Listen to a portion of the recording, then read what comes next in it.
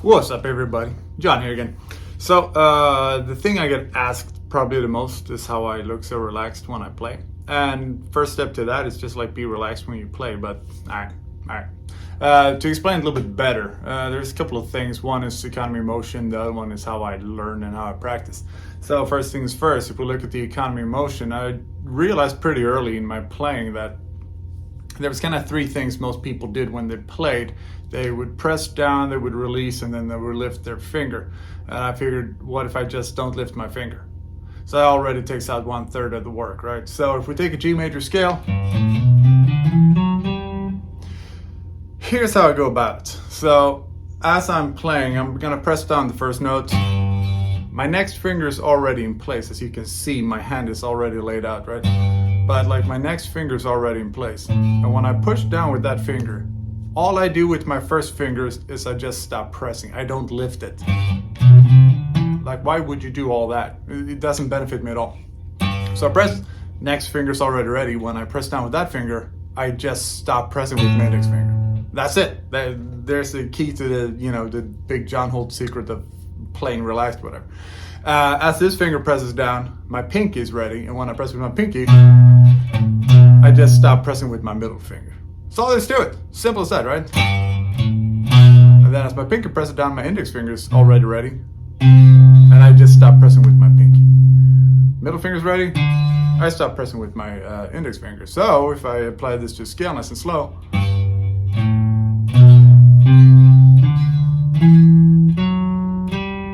and you do that with everything you play, and before you know, you'll have a very efficient left hand.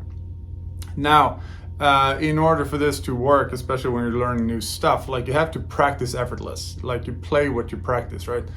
So if I'm learning anything, I'm gonna slow it down to the point where I can play anything effortlessly. And everything becomes effortless if you just play slow enough. That means 1 note per minute, then that's what that means. But I'm gonna start there and just like figure out fingering, figure out what I'm doing with my picks, where are the challenges.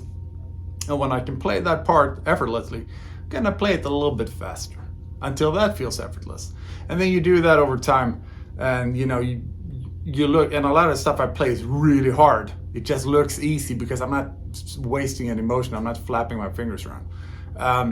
But yeah, trust me, there's turmoil on the inside when I play a lot of stuff I do. But that's really it. Just like practice really slow and be mindful of your economy of motion. Like you don't almost ever have to lift your fingers. Just stop pressing. And I think a good exercise would just be take a scale, be ready with next finger, just stop pressing. Don't lift it. Eliminate all this. If your finger's going away from the fretboard, you're wasting energy. Oops. Can you do that with anything? And like, it just sort of translates into everything you play eventually. And I never really spent any time on this.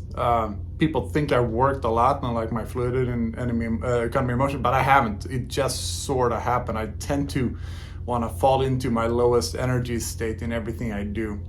So efficiency is just something that kind of comes natural to me. So whatever movement I'm doing, I'm always trying to like be as efficient as I can.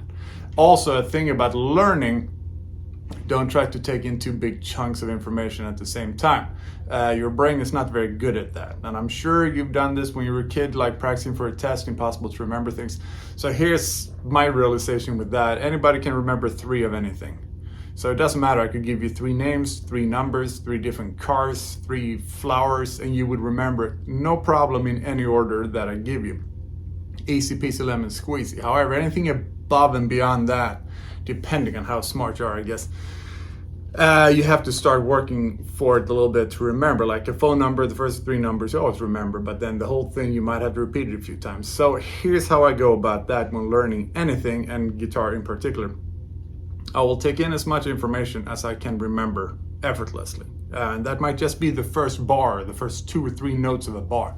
And I will play those maybe 2-3 times, whatever. It was like effortlessly, it's no problem. Then I will add the one next thing. So say we're learning the Tornado of Soul solo. Learn the first bar, okay. And now I have that memorized, no problem. Then I'm gonna add the next bar. But I'm gonna play the first bar and the next bar and the second bar every time, until my economy motion is effortless and I can remember it effortlessly. And if that means I have to play 10,000 times, that's what that means.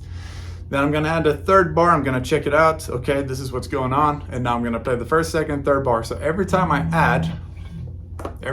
add something new, I repeat what I've already done.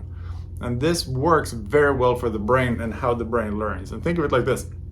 How do you teach a baby how to talk? It's not like you give them one word and say that 50 times, chair, chair, chair, and for them to remember. You just talk to them, and then what they get is repetition, repetition, repetition, and repeating patterns. And the brain really likes this. And by sort of teaching by the way the brain likes to learn, I find you learn much faster, and you can cram in just insane amounts of information pretty fast just by not taking too much at a time and repeating everything you just did. So it's like a 1, 1, 2, 1, 2, 3, 1, 2, 3, 4. So by the time you get to bar 59, dude, you're gonna be flying through the first part of whatever it is you're trying to learn. So that works really well for me. Check it out. Let me know what you think. How do you do it? And if you're watching this on YouTube, like and subscribe. Cool. Catch you later. Bye.